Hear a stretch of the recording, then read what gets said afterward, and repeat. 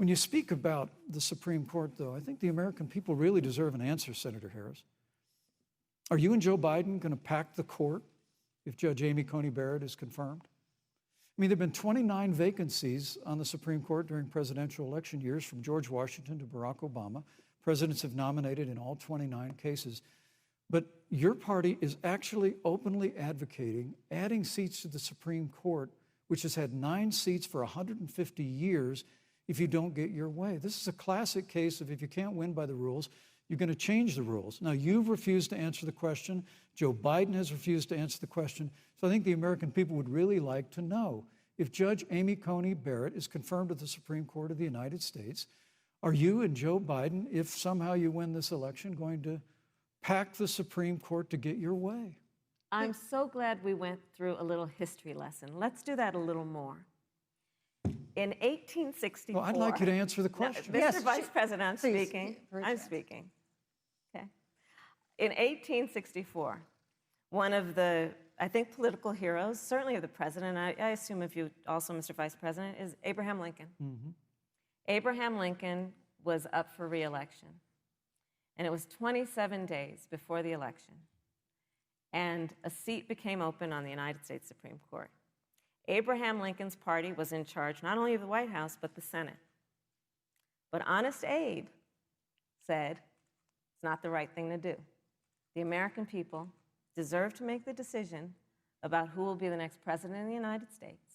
And then that person can select who will serve for a lifetime on the highest court of our land. And so Joe and I are very clear.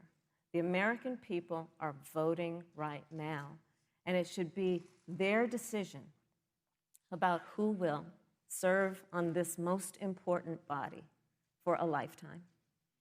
Thank you, and Senator Harris. People, Susan, are voting right now. They'd like to know if you and Joe Biden are going to pack the Supreme Court if you don't get your way in this nomination.